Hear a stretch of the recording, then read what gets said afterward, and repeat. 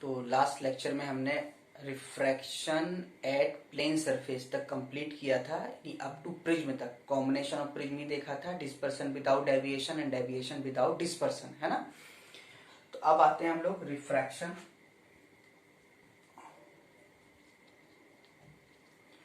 Eight curved surface. तो curved surface में या तो कॉनकेव होगा या फिर कॉन्वेक्स होगा। मान लीजिए ये मीडियम 1 है और यहां दूसरा मीडियम आ गया, जैसे वाटर है, ग्लास है यहां पर। अब सपोज यहां ऑब्जेक्ट है और ये इसका सेंटर ऑफ कर्वेचर, लाइट रे यहां गया, तो यहां पर इसका ये नॉर्मल का काम करेगा। तो रेयर से डेंसर यदि जाता है, या इसको हम ऐसे बना रहे, थोड़ा डिस्टेंस ज्यादा दिखा देते हैं, तो ये, तो जब ये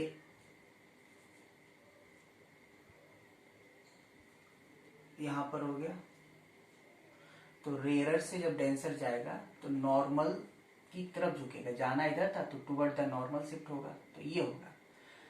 और जो लाइट रे इधर जाएगा वो सीधा निकल जाएगा, क्योंकि नॉर्मल के अलोंग है। तो इमेज के लिए तो रिफ्लेक्टेड रे आपस में इंटरसेक्ट होना चाहिए या रिफ्रैक्टेड आपस में इंटरसेक्ट होना चाहिए। तो रिफ्लेक्टेड तो यहाँ पे है नहीं, रिफ्रैक्टेड है, तो यहाँ तो मिलेगी नहीं, डाइवर्जिंग है। तो इसको आप वर्चुअली क्या करो, पीछे एक्सटेंड करो। तो इसको हम लोग जब वर्चुअली पीछे एक्सटेंड करेंगे और इसको वर्चुअली पीछे एक्सटेंड करो तो यहाँ आया, तो ये क्या बनेगा, इमेज। तो यदि ये रियल है तो इमेज कैसा हो गया, वर्चुअल। तो इसके लिए जब आप फॉर्मूला लिखोगे तो फॉर्मूला आएगा, जब ड्राइव करते हैं तो यहाँ पे तो हमने बताया स्मॉल लेक्चर्स हैं, तो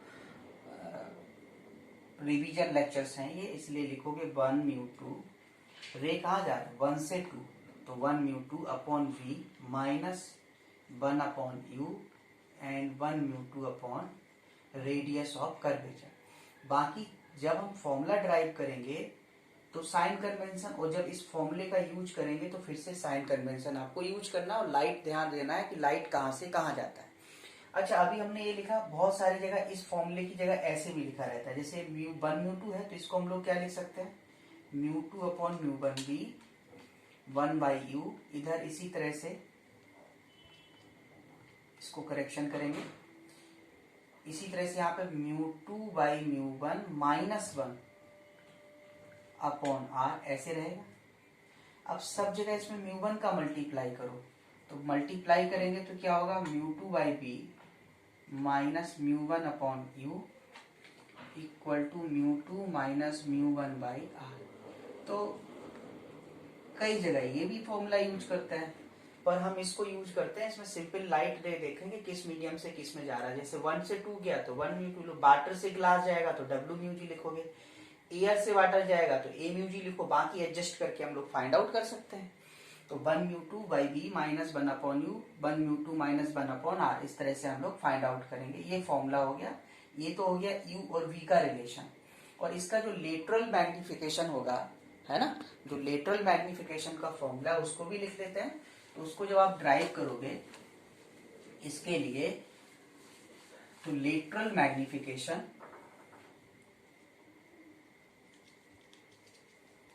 तो लेटरल मैग्निफिकेशन जो है वो बेसिक डेफिनेशन तो ऑलवेज है, height of image by height of object and measure perpendicular to the principal axis. तो ये आएगा 1 by mu v upon u. और लाइट वही देखना है आपको, कहां से कहां जा रहा है, जैसे 1 से 2 लिखोगे तो 1 से 2 आ जाएगा। इस तरह से आपको फाइंड आउट करना है।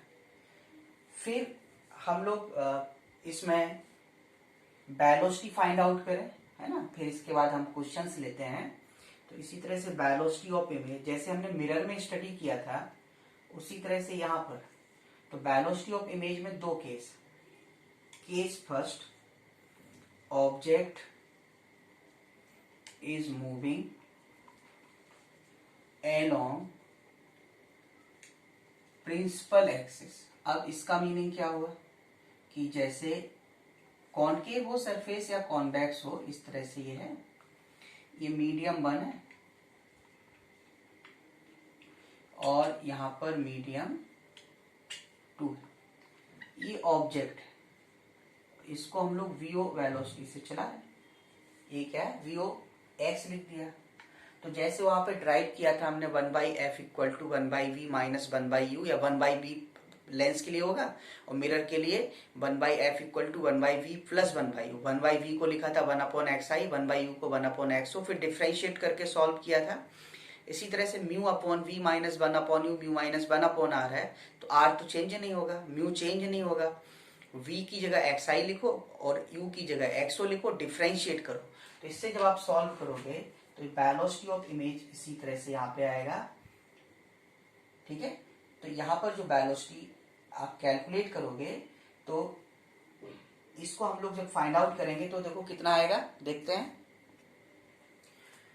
तो वेलोसिटी ऑफ इमेज इसमें होगा mu m square v o x, और म्यू लाइट जैसे जाएगा, जैसे 1 से 2 जा रहा है तो आप 1 से 2 लिखोगे, है ना। केस सेकेंड इसी तरह से आप फाइंड आउट करोगे।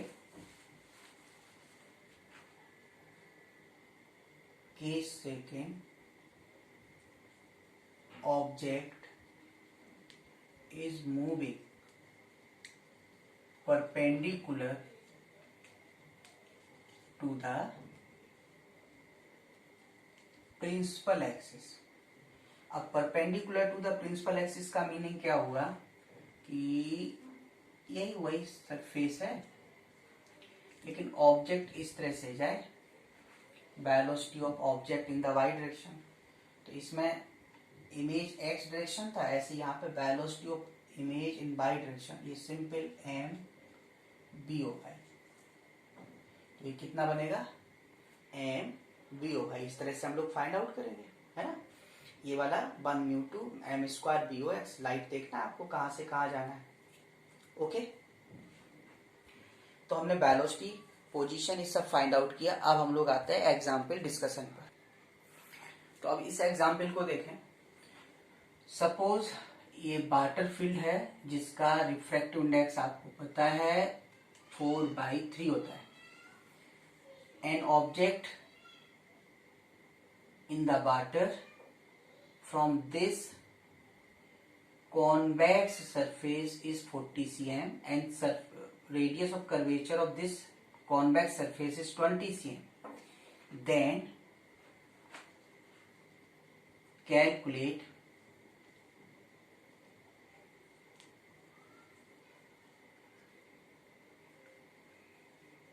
distance of image, या ऐसे कहते हैं apparent position of object, apparent position of object. तो देखो हम लोग इसको कैसे देख पाएंगे, हम लोग तभी तो देख पाएंगे, इसके सॉल्यूशन में देखें कि जब लाइट रे ऐसे आइस पे पड़े तो लाइट रे कहाँ जाएगा, वाटर से ग्लास। तो हम लोग जो फॉर्मूला यूज किए ना, mu by v minus 1/u equal to mu minus 1r, तो यहाँ पे लाइट रे कहाँ जा रहा, वाटर से एयर, वाटर से air.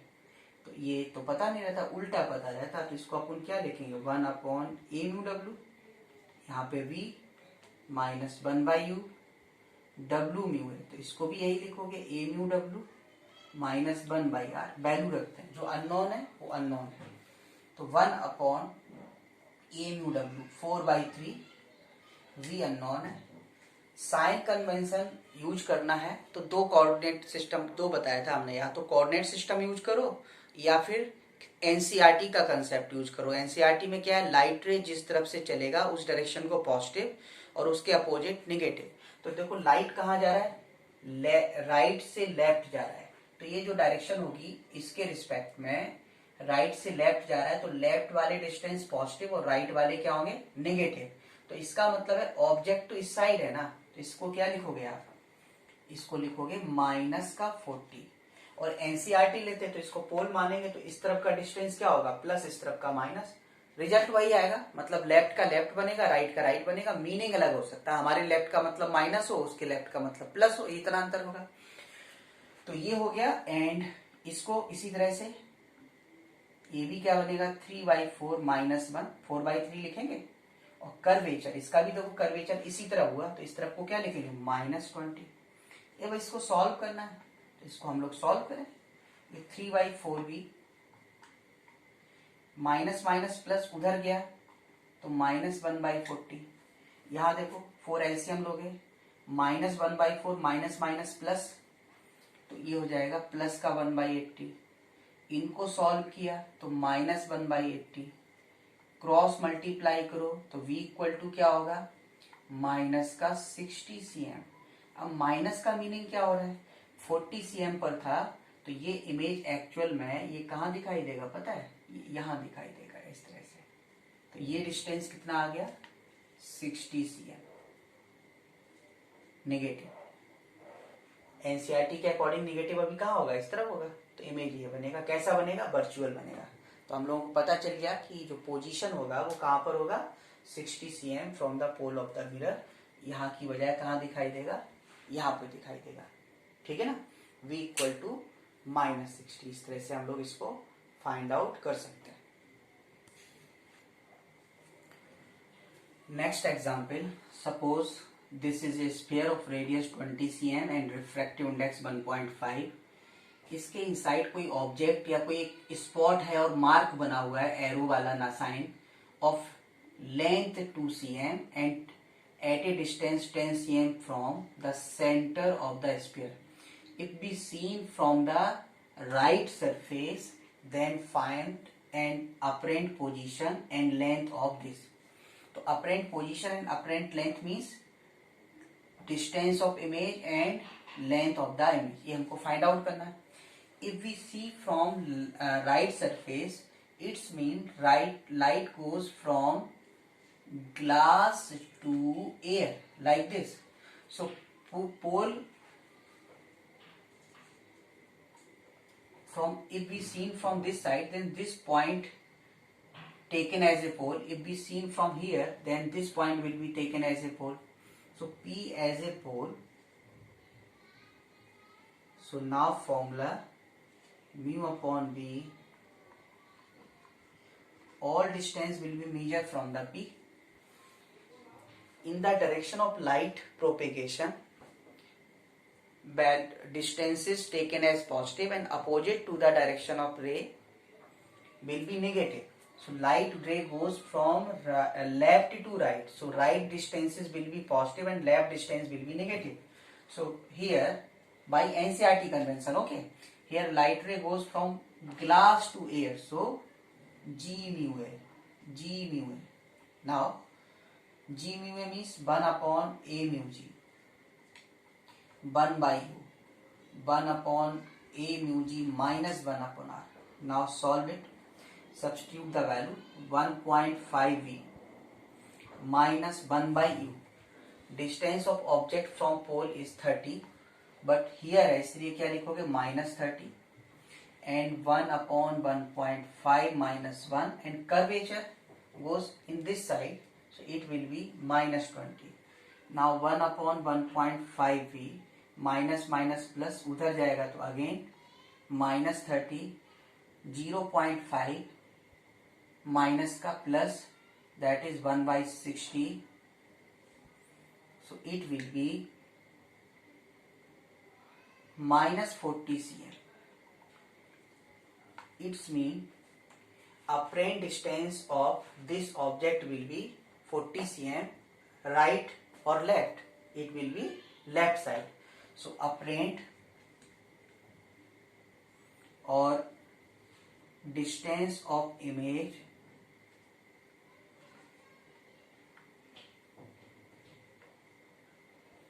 from P equal to 40 cm left side or leftward.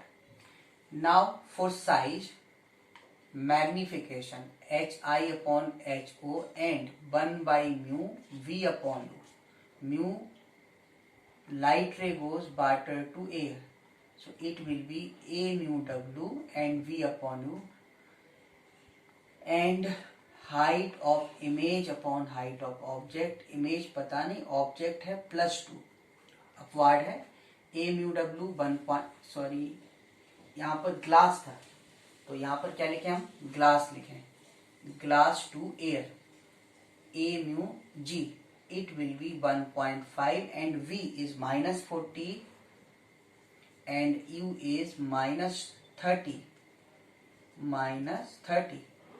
so height of image will be, it will be cancelled 20 times, है ना, 2, so it will be 4 cm, plus 4 means image will be erect and of height 4 cm. so बस इसमें आपको ध्यान क्या रखना है कि लाइट रे किस मीडियम से किस मीडियम में जा रहा है। तो हम फॉर्मूला हमारे पास है कि mu by B -1/u mu -1/r, ठीक है। तो इस तरह से हम लोग इसको फाइंड आउट कर सकते हैं। ओके, अब हम लोग बात करते हैं लेंस का। तो लेंस दो टाइप से होगा, हमने डिवाइड किया उसको दो कैटेगरी में, either they are converging or they are diverging. In converging case, after emerging from the lens, light will be converged. In diverging lens, after emerging from the lens, light ray will be diverged. Okay? तो हम सिर्फ curvature को देख के नहीं find out कर पाएंगे कि दे आर कन्वर्जिंग और diverging, they are concave nature और कॉन्वेक्स नेचर। तो पहचान क्या है उसको आप देखें, है ना, हम लोग कैसे आइडेंटिफाई करेंगे। तो इसमें जो मिडिल पोर्शन थिक होता है और एक्सट्रीम थिन होंगे तो वो तो कन्वर्जिंग कैटेगरी में आ गए, और जैसा शेप इसका दिख रहा है इसको हम लोग बोलते हैं कॉन्वेक्स लेंस। ओके, यानी कन्वर्जिंग मींस कॉन्वेक्स कैटेगरी हो गई। तो इसका मिडिल पोर्शन थिक होता है और एक्सट्रीम थिन होता है, लेकिन ये सब बात तब की है जब हम लेंस को एयर में रखते हैं, क्योंकि जब कुछ नहीं है तो हम एयर ही मीडियम मानेंगे ना। यहां पर देखें, डाइवर्जिंग में मिडिल पार्ट थिन होता है और एक्सट्रीम थिक होता है। तो ये जो लेंसेज हैं, ये जो भी लेंस होगा इस कैटेगरी में जो आएगा उसको हम लोग बोलेंगे कॉनकेव लेंस, ठीक है, कॉनकेव लेंस। तो अब हम सिर्फ लेंस में ये नहीं कहेंगे कि वो कॉनकेव या कॉन्वेक्स ही होंगे। कॉनकेव कॉन्वेक्स तो नेचर हो गया कन्वर्जिंग और डाइवर्जिंग को शॉर्ट फॉर्म में बोलने का, है ना। अब हम देखें कि लेंस कैसे। तो पहले तो आप कैटेगरी देखो कि किस में आ रहा है, कॉनकेव और कॉन्वेक्स। कॉन्वेक्स कैटेगरी के लिए कॉन्वेक्स बोले तो कन्वर्जिंग और कॉनकेव बोले तो डाइवर्जिंग। तो अभी हमने बताया कन्वर्जिंग में क्या होता था, किनारे पतले होते हैं, थिन होते हैं, मिडिल थिक होता था, उसी कैटेगरी में। कन्वर्जिंग का मतलब हुआ कॉन्वेक्स लेंस। तो ये लिख लिया आप उनने कॉन्वेक्स लेंस। अब इसका कॉन्वेक्स सरफेस है कौन सा, ये वाला, इसको हटा दो तो दूसरा सरफेस कैसा बचा, प्लेन। तो प्लेन बचा तो इसको हम लोग क्या बोलेंगे, प्लेनो कॉन्वेक्स, ये हो गया। नेक्स्ट आते हैं हम इस वाले कैटेगरी में। तो अब जब हम इसमें आएंगे तो इसमें आप देखिए ये अगेन कन्वर्जिंग कैटेगरी में, क्योंकि एक्सट्रीम थिन है, मिडिल पोर्शन थिक है, तो ये कॉन्वेक्स तो हो गया, कॉन्वेक्स लेंस। पर कॉन्वेक्स सरफेस ऐसे है तो दूसरा क्या बचा, प्लेन। तो उसमें हम लोग लिखेंगे प्लेनो, बस और कुछ नहीं लिखना। क्या लिखना है, प्लेनो। तो ये तो दोनों का मतलब ये मेरा ये है कि चाहे लेंस को आप ऐसे रखो चाहे पलट के रख दीजिए, आप उल्टा करके रख दीजिए, लेंस वही रहेगा, लेंस में कोई फर्क नहीं पड़ेगा। नेक्स्ट आता है, फिर इसमें देखो एक्सट्रीम थिन है और मिडिल पोर्शन थिक है, तो ये फिर से कुछ कैटेगरी में आया, कन्वर्जिंग में। कन्वर्जिंग का मतलब हुआ कॉन्वेक्स लेंस, और कॉन्वेक्स सरफेस कौन सा है, इसको हटा दो तो अब दूसरा कौन सा बचा, कॉनकेव। तो कॉनकेव है तो इसको हम लोग जैसे प्लेन में प्लेनो लिख रहे थे ऐसे इसमें क्या लिखेंगे, इसी तरह से इसमें हम लोग लिखेंगे कॉनकेवो, ये हो गया, ठीक है। अब जरा इसमें आ जाओ, ये किस कैटेगरी में आ गया, देखो मिडिल पोर्शन इसके थिन है और एक्सट्रीम थिक है। एक्सट्रीम थिक का मतलब है ये चला आया डाइवर्जिंग कैटेगरी में, दैट इज कॉनकेव लेंस। देखो middle portion thin, extreme thick, तो ये हो गया कॉनकेव लेंस। अब कॉनकेव सरफेस कौन सा है, ये वाला, इसको हटा दिया तो दूसरा कैसा है, प्लेन। तो इसको क्या बोलेंगे हम, प्लेनो। तो ये क्या बन गया, प्लेनो कॉनकेव लेंस बन गया। इसी तरह अब जरा इसमें आते हैं, इसमें फिर से देखो एक्सट्रीम थिक, मिडिल थिक, ये कॉनकेव मतलब डाइवर्जिंग कैटेगरी में आ गया। तो इसको हम लोग लिखेंगे कॉनकेव लेंस, कॉनकेव सरफेस ये, इसको हटा दिया तो दूसरा जो सरफेस बचा है वो कॉन्वेक्स है, तो इसको क्या लिखोगे, कॉन्वेक्सो कॉनकेव। फिर इधर आते हैं, इसमें और इसमें एक ही बात है, तो जैसे हम इसकी बात करें दोनों ही कन्वर्जिंग नेचर के हो गए, तो कन्वर्जिंग का मतलब हो गया कॉन्वेक्स लेंस।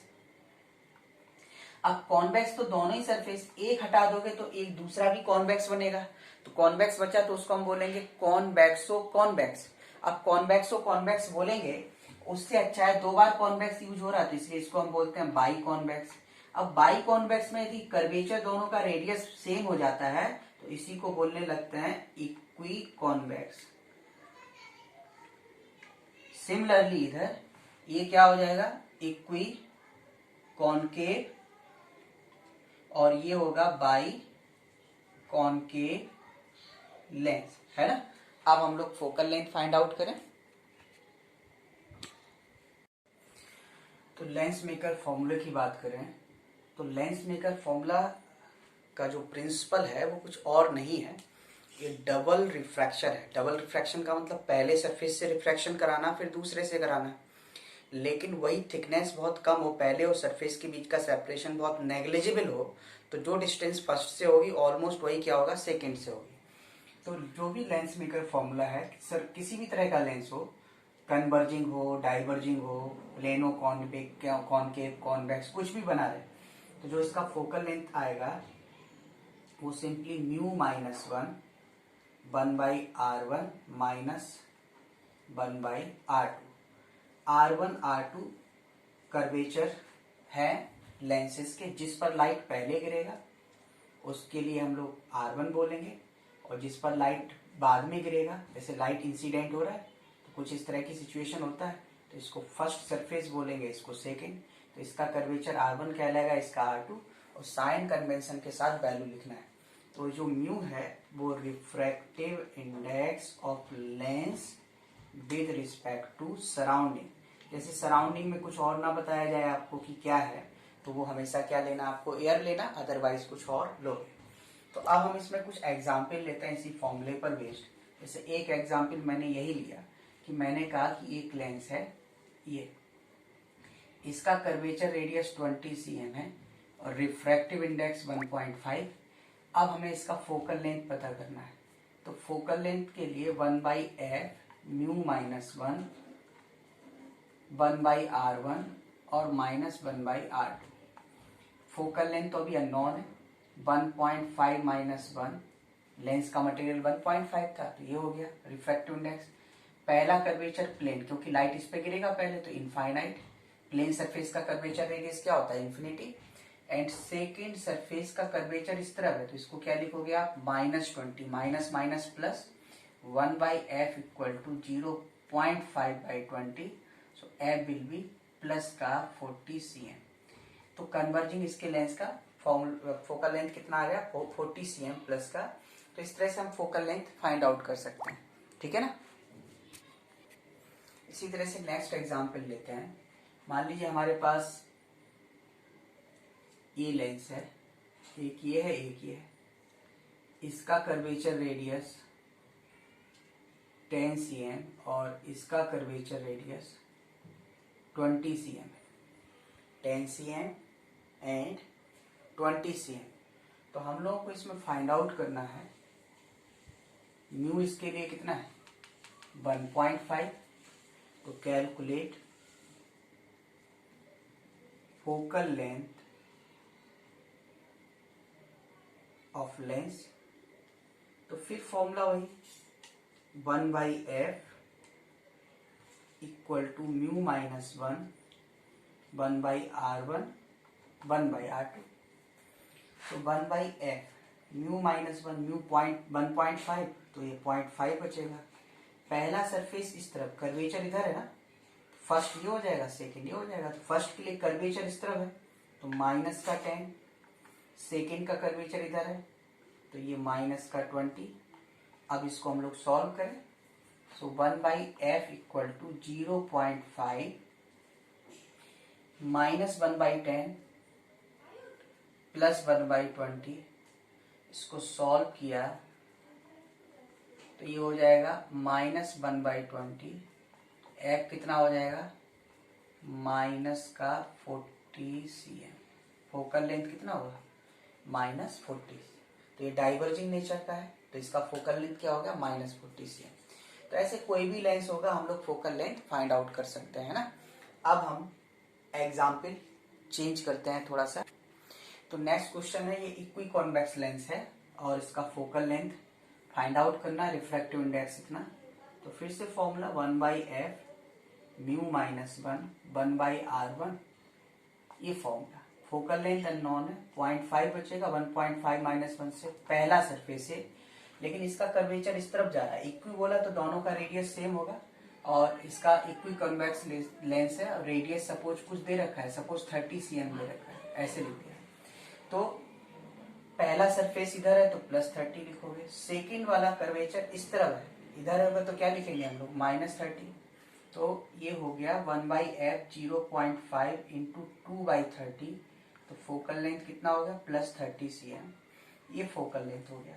तो अभी जो फोकल लेंथ कैलकुलेट किया हुआ है हमने, ये किसके रिस्पेक्ट में है, फ्री स्पेस और एयर के रिस्पेक्ट में। लेकिन इसी लेंस को किसी लिक्विड में इमर्ज कर देंगे तो क्या इफेक्ट होगा, इसको हम लोग देखें। तो अब हम लोग focal length of lens find out करते हैं इमर्ज्ड इन लिक्विड। तो पहले तो इन एयर, सपोज ये लेंस कन्वर्जिंग डाइवर्जिंग कोई तो होगा, तो formula 1/f mu minus 1/r1 minus 1/r2। और लाइट अभी क्या लेंगे हम, एयर का, ग्लास के रिस्पेक्ट में जो भी लेंस का मटेरियल होगा उसके रिस्पेक्ट में, पहला इक्वेशन।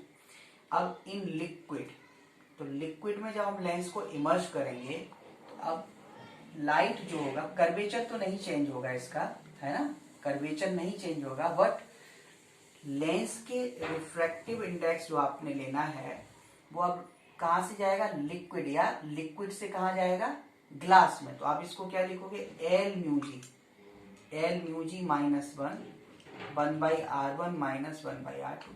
हमने बोला था फोकल लेंथ का ये फॉर्मूला तो है, लेकिन इसमें म्यू क्या है, refractive index of lens material with respect to surrounding. तो अब हम लोग क्या करें, इक्वेशन 1/2, f'/f डिवाइड कर रहे हैं, तो 1/2 किया तो ये कितना आ जाएगा, a म्यू जी -1 और यहाँ पे l म्यू जी -1। तो ये इम्प्लाइज क्या करेगा, f' इक्वल टू f, और यहाँ पर a mu ji -1 l mu जी -1, ये हमारे लिए फॉर्मूला हो गया। अब जरूरत पड़ेगा तो हम लिख सकते हैं, जैसे l म्यू जी लिखा हुआ है तो l म्यू जी को क्या लिख सकते हो आप, a mu ji by a mu है। तो सॉल्व करेंगे, इस तरह से फाइंड आउट कर सकते हैं। अब मान लीजिए फोकल लेंथ f प्लस था और f' माइनस आ गया, तो इसका मतलब क्या है, फोकल लेंथ भी बदलेगा और नेचर भी बदल जाएगा ना। तो इसको हम लोग देखते हैं और इसको हम एग्जाम्पल के थ्रू इसको फाइंड आउट करते हैं, कोई एग्जाम्पल लेके। तो एग्जाम्पल देखें, a lens of focal length, या ऐसे कहें a converging lens of focal length 20 cm and refractive index 1.5 emerged in a liquid of refractive index mu L, then calculate new focal length of lens if mu L 4/3 हो, mu L 2 हो और mu L 1.5 हो, है ना। तो हम लोग start करें, या तो डिवाइड करोगे, नहीं तो अभी सीधा फॉर्मूला लिखा हुआ है। तो ए पार्ट के लिए f' equal to f a mu ji -1 by l mu जी -1। तो इसको हम लोग ये लिख सकते हैं a mu ji -1 mu ji by mu l, या a mu ji by a mu l -1, value रखें। पहले कन्वर्जिंग लेंस है तो फोकल लेंथ कितना होगा, प्लस का 20, ये 1.5 दे ही रखा है, ए म्यू जी मीन्स 1.5 और लिक्विड का कितना है, देखो यहाँ पे 4/3 -1, तो +20 0.5 4.5 है ना, तो 0.5 4 एलसीएम लेंगे 3 4.5 तो बाई 4 तो इधर चला गया, तो जो new focal length will be plus का 80 cm, प्लस का means focal length will B 80 cm और नेचर क्या होगा, converging, nature will B converging. तो ये ए पार्ट हो गया है ना। इसका मतलब है कि जो रिफ्रैक्टिव इंडेक्स 4/3 है, it lens 4/3 means 1.33, this value is less than refractive index of the lens, that is 1.5. So if lens immersed in a liquid whose refractive index is less than its refractive index, then nature remain unchanged. तो हम किसी भी lens को ऐसे liquid में emerge करते हैं जिसका रिफ्रैक्टिव इंडेक्स लेंस के मटेरियल से कम हो, तो नेचर में नहीं बदलेगा, चेंज नहीं आएगा, मीन्स कन्वर्जिंग का कन्वर्जिंग रहेगा, डाइवर्जिंग का डाइवर्जिंग। अब हम लोग बी पार्ट सॉल्व करें, सब कुछ यही है, बस क्या कह रहा है कि लिक्विड जो है वो 2 है, तो जो यहाँ पे A mu ji by A mu लिखा है, यहाँ पे क्या लिखोगे, 2 लिखोगे आप। अब 2 लिखे तो एलसीएम लोगे 2 तो 2 ऊपर चला जाएगा, तो यहाँ 0.5 इंटू 2 आएगा और यहाँ पर बचेगा बेटा माइनस का 0.5, मल्टीप्लाई किया तो ये बचा माइनस का 40 cm, minus 40 cm means focal length will be 40 cm and nature negative sign shows it will become diverging nature, so it's nature will be diverging. तो जो कन्वर्जिंग लेंस था उसका बिहेवियर किसकी तरह हो जाएगा, डाइवर्जिंग लेंस की तरह, ठीक है ना। इसी सिमिलरली हम लोग सी पार्ट स्टडी करें, तो सी पार्ट में क्या है, सेम इसी तरह से ब्रेक करना है, यही फॉर्मूला आपने यहाँ लिखा हुआ है, बस एल म्यू जी को A mu ji by A mu L लिखते हैं, है ना। तो अब यहाँ पर वैल्यू 1.5 है, ये 1 - 1 0 डिवाइड करोगे तो ये वैल्यू कितनी आ गई, इनफाइनाइट। अब फोकल लेंथ जब इनफाइनाइट आ गई तो इनफाइनाइट किसका होता है, प्लेन की तरह, इसका बिहेव कैसे होगा, behave as a thin slab, क्योंकि लेंस थिन होता है तो ये थिन स्लैब की तरह काम करेगा, ना कन्वर्ज कराएगा ना डाइवर्ज। और थिन स्लैब में क्या होता था, पैरेलल शिफ्ट होता है, जिसमें हमने आपको लेटरल शिफ्ट बताया था और एक शिफ्ट बताया था, ठीक है ना। तो इस तरह से हम लोग इसमें लिक्विड में इमर्स करके फोकल लेंथ हम लोग पता कर सकते हैं। तो जब ऐसे लिक्विड में लेंस को इमर्स किया जाता है जिसका रिफ्रैक्टिव इंडेक्स लेंस के मटेरियल से कम है, तो नेचर अनचेंज रहेगा।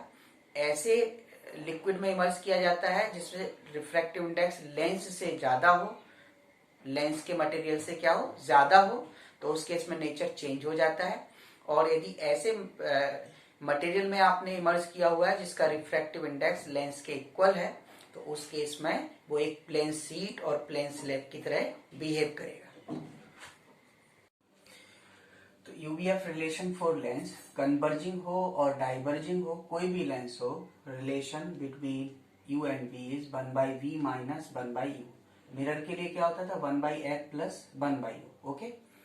And lateral magnification is height of image by height of object and plus b by u और f upon f plus u। जैसे मिरर में ड्राइव किया था बिल्कुल उसी तरह से है, वहां पर था height of image upon height of object, यहाँ माइनस बी बाई यू, यहाँ F upon F minus you, ठीक है ना, यहाँ पे F upon F plus you. तो ये यूबीएफ रिलेशन हो गया। एंड वेलोसिटी ऑफ इमेज, जैसे मिरर के लिए हमने फाइंड आउट किया था उसी तरह यहाँ भी फाइंड आउट करोगे। लेंस कन्वर्जिंग हो या डाइवर्जिंग, तो पहला case when object is moving along principal axis, then velocity of image will be m square v o x, mirror में था minus m square v o x, है ना। Case second,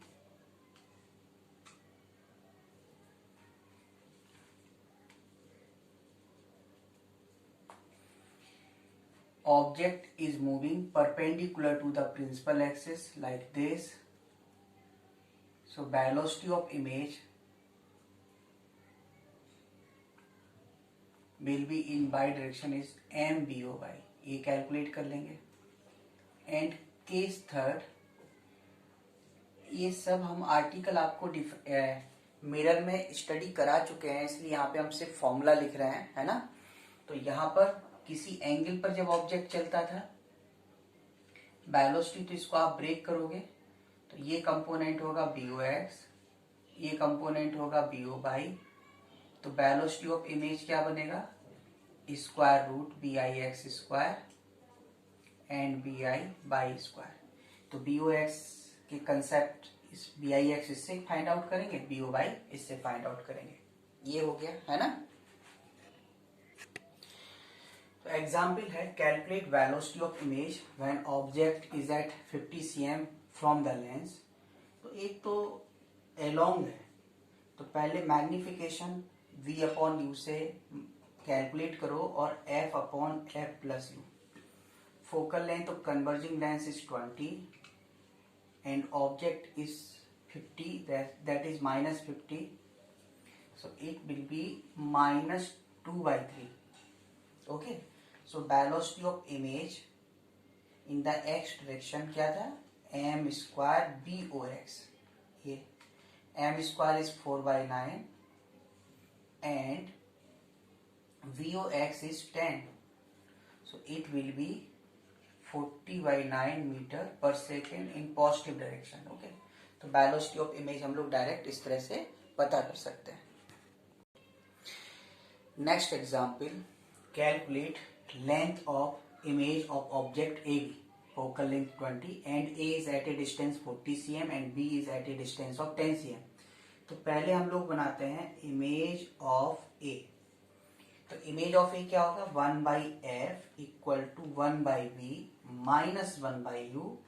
focal length is +20, v a unknown and u is -40. when we solve, so it will be plus का 40 cm. +40 means right side of the lens. okay, अब image of b बनाइए आप. तो image of b आप find out, तो फिर से again same formula, focal length is +20, V of B is unknown and U is -50, 40 plus 10, so -50. Solve it. 1/50 is 1/20 minus 1/50, that is 100. 3 okay, minus minus plus, इसको यहां लेके आएंगे तो कितना हो जाएगा, -3/100. so V of B equal to +100/3 cm, approx 33.33 cm. now see, image of A is formed at 40 cm, that is image A. image of B formed at 33.33 cm, that is image A. so length of image will be this. so length of image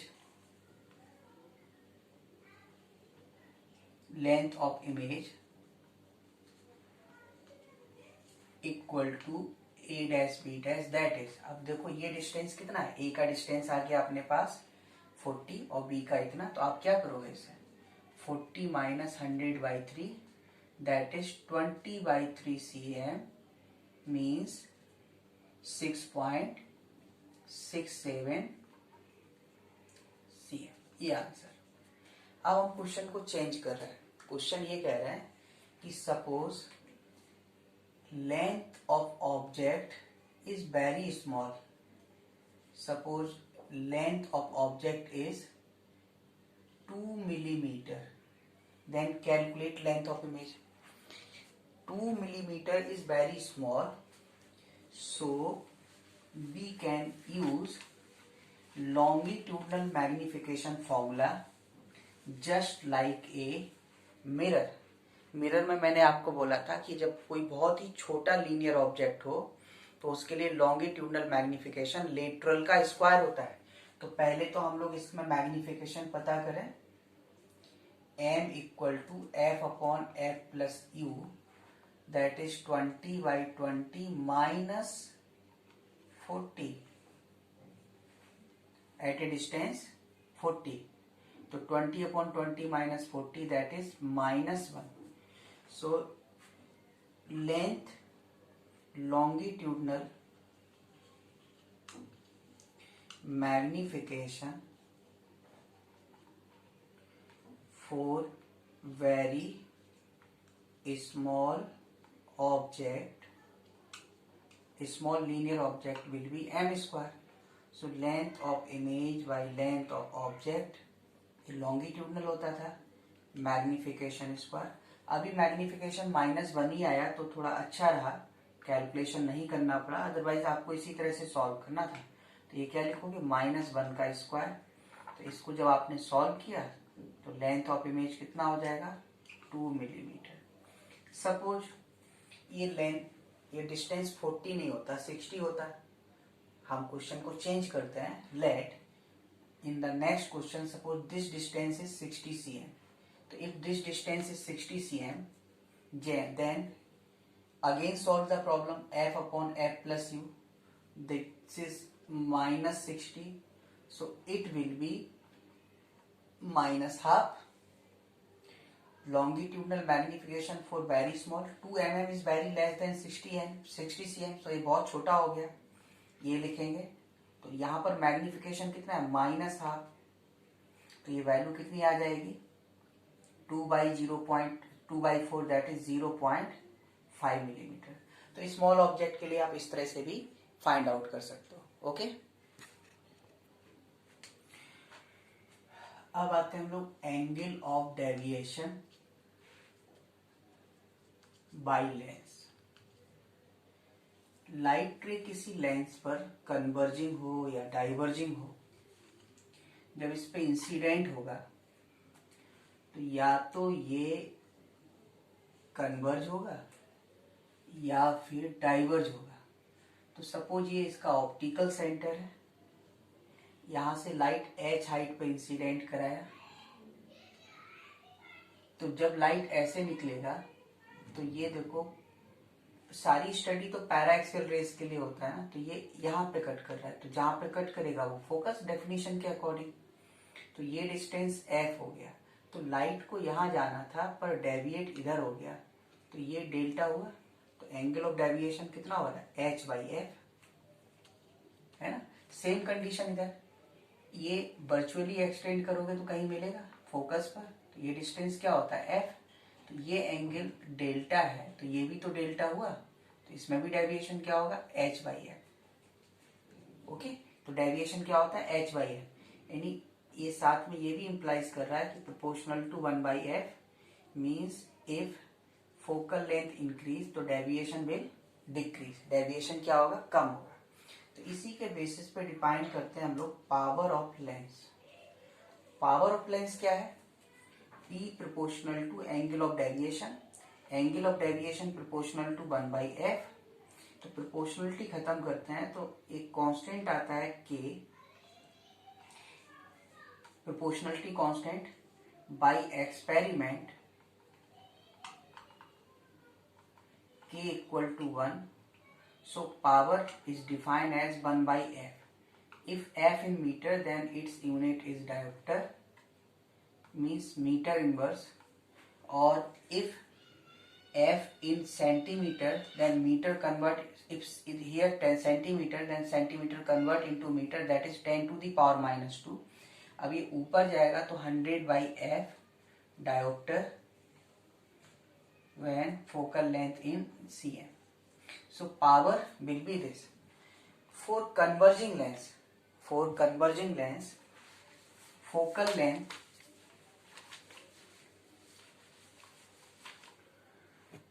for converging lens f equal to positive, so power will be positive, है ना, plus dioptre होगा। And for diverging lens f equal to negative, so power will be negative. Diverging means concave lenses. Okay, so now combination of thin lenses. When lenses are thin, they are either converging or diverging. Okay, if light passes, then this deviate, this again deviate, like this. So equivalent focus will be at this position. So net deviation delta 1 plus delta 2 plus delta 3, ये बहुत thin lenses हैं, तो ये एक lens से जब दूसरे lens पे लाइट गिरेगा तो ऑलमोस्ट उतने ही हाइट पे गिरेगा. इस फिगर में हमें थिकनेस ज्यादा दिखा दिया, पर लेंस इतने थोड़ी होते हैं. हम लोग जो लेंस यूज करते हैं वो कितना होता है, 1 mm 2 mm का थिकनेस होता है. तो यहाँ पर h by f equivalent equal to h by f1 plus h by f2 plus h by f3. h cancel हो जाएगा, तो ये जो डेविएशन आया 1 by f is 1 by f1 1 by f2 1 by f3 means P equivalent P1 plus P2 plus P3. ये equivalent power आ जाएगा combination का. बाकी आपको साइन यूज करना है, कन्वर्जिंग होगा तो प्लस यूज करोगे, डाइवर्जिंग होगा तो माइनस. तो ये थिन लेंसेज जब कॉम्बिनेशन में होंगे तो इक्विवेलेंट पावर हम लोग फाइंड आउट करते हैं P1 plus P2 plus P3 से. लेकिन यही लेंसेज, दो लेंसेज इफ सेपरेशन पर हो तब इक्विवेलेंट पावर क्या होगा उसको देखें. तो इक्विवेलेंट पावर और equivalent focal length if lens, if two lens are separated by D. कितने से सेपरेट है, D से सेपरेट है. तो उस केस में suppose there are two lenses either converging और डाइवर्जिंग, वो आप प्लस माइनस से एडजस्ट करोगे. ये separation D, focal length of this is f1 and this is f2. Then equivalent focal length can be calculated by formula 1 by f1 plus 1 by f2 minus d by f1 f2 and use sign convention of focal length. So see one example. Suppose there are two lenses, one converging and another diverging. This is L1 and this is L2. Focal length of L1 and L2 are 20 cm and 30 cm respectively. Calculate equivalent focal length of system. Solution is 1 by f equal to 1 by f1 plus 1 by f2. One lens converging, so this plus 20, another is diverging, so this is minus 30. 60 LCM, 3 minus 2, so f equal to plus 60 cm. Equivalent system behave as a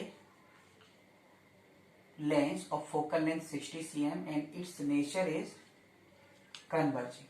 Okay, so we can calculate focal length according to the relation 1 by f equal to 1 by f1 plus 1 by f2 plus 1 by f3 and so on. See another example. Suppose there are two lenses L1 L2 of focal length 20 cm and 30 cm. Another lens which is diverging of focal length 20 cm are placed at 60 cm separation. Calculate equivalent focal length of system. Equivalent focal length of L1 and L2.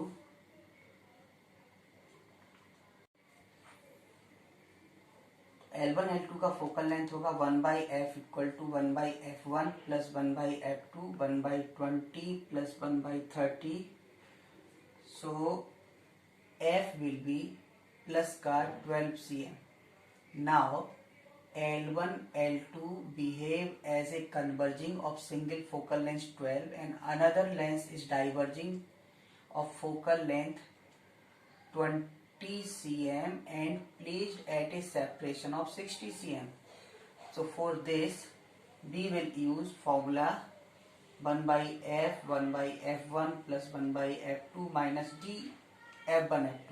Okay, तो जब हम लोग इसको apply करें सो 1/f1 means इसका focal length plus 12 and plus 1/f2 f2 means तो ये 1/-20 and minus d by f1 f2 तो 12 इंटू -20. साइन कन्वेंशन के साथ वैल्यू रखें तो ये 1/12 minus 1/20 plus 1/4.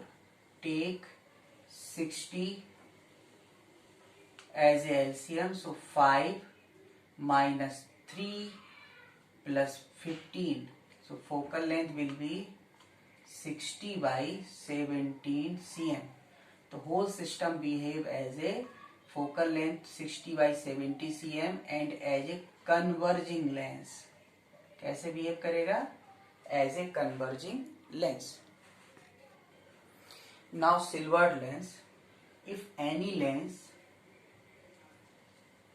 if its one curvature silvered, if light enter in this, that at this point light will be converge, at 2 it will be reflect, and again it will be refract. तो 1 3 eight 1 क्या हुआ? Refraction हुआ. Eight 2 क्या हुआ? Reflection हुआ, तो mirror की तरह काम करेगा. एंड एट 3 अगेन रिफ्रैक्शन हुआ. तो इसका मतलब this system behave as a this lens plus this mirror and plus this lens. Okay. Note power of lens 1/f and power of mirror will be minus 1/f. ठीक है, power of mirror क्या होता है? -1/f है.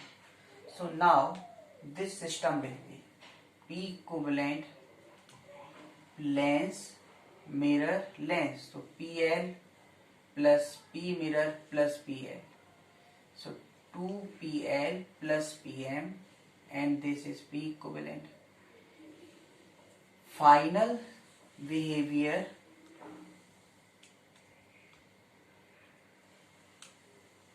of silvered lens will be as a mirror. So equivalent focal length minus 1/f equivalent because final behavior as a mirror and power of mirror is minus 1/fm equal to 2 1/fl plus again this is mirror so minus 1/fm and we can calculate equivalent focal length. If we calculate equivalent focal length then we should use the relation of UBF for mirror rather than lens. For image distance B must be use 1/f equal to 1/v plus 1/u. ये किसका था? Mirror formula. क्योंकि final behaviour इसका कैसा है, mirror के जैसा है ना। तो इसमें मिरर फॉर्मूला यूज करेंगे हम लोग, लेंस फॉर्मूला यूज नहीं करेंगे। तो अब हम इसका एक एग्जाम्पल देखते हैं, तब हमको क्लियर होगा सारी बात। तो क्वेश्चन है कि curved surface of lens of focal length 20 cm and refractive index 1.5 silver, then calculate focal length of silvered lens। तो पहले तो हमको यही पता करना है कि सिल्वर्ड लेंस का कर्व्ड सरफेस का रेडियस क्या है। सो 1/f equal two by lens maker formula 1/r1 minus 1/r2।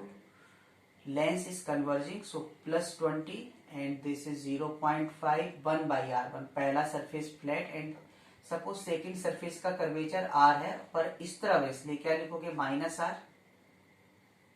इस तरफ हुआ तो क्या लिखेंगे -r। तो 1/r1 minus 1 minus minus plus, so 1/20 equal to 0.5/r। So r will be 10 centimeter। So curvature will be 10 cm. Now, for equivalent focal length, this lens behave as a lens plus curvature plus lens, mirror lens.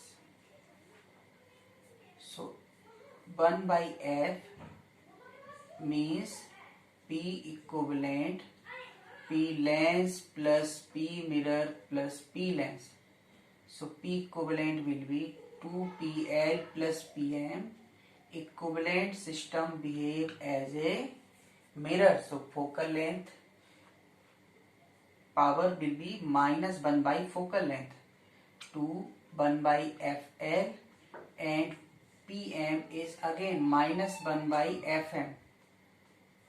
-1/f equivalent to 1/fl plus -fm is r/2, radius by 2। अब हम लोग इसको solve करें तो अब ये क्या बन जाएगा देखें। तो ये हो जाएगा, वैल्यू सब्स्टिट्यूट करो,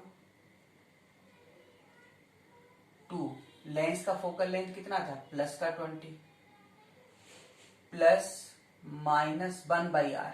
कर्वेचर इस तरफ है और कर्वेचर कितना आ चुका है 10, और इस तरफ को क्या लिखते हैं -10/2, माइनस माइनस प्लस। तो ये क्या हो जाएगा, इसका value 1/10 plus 1/5 that is 3/10। So f equivalent is -10/3 cm। Minus means since final behavior of silver lens as a mirror but focal length is negative, so it will behave as a concave mirror। तो ये किसकी तरह behave करेगा, concave mirror की तरह। और focal length 10/3 centimetre, इस तरह से ये बिहेव करेगा। Okay, see one more example. If flat surface of lens of focal length 20 cm and refractive index 1.5 silver, then calculate equivalent focal length of the system।